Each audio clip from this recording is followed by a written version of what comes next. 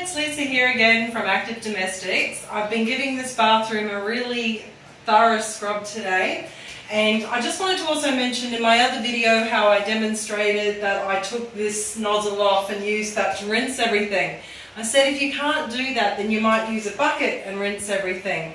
But the other way of doing it, of course, is to rinse your rag or have several other rags and actually just rinse them out and then wipe everything over.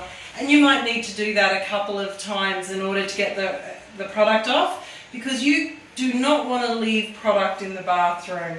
If you leave product in here and someone stands on it and gets an allergic reaction, or the excess product will make it look streaky.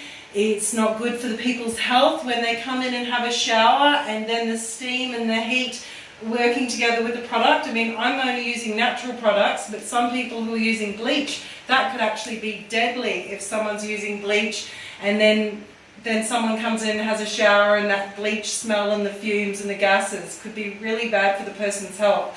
So, as I said before, you clean the shower, you rinse the shower, you dry it or allow it to dry, or have a tea towel, an old tea towel to dry it off, and then, or of course, you should have used what I did, and then you polish it up. By polishing up, I mean get your, you do the glass windows and also polish up the stainless steel with, I mean not with this cloth, but normally I would have my glass cleaning cloth, which is also there for polishing the stainless steel.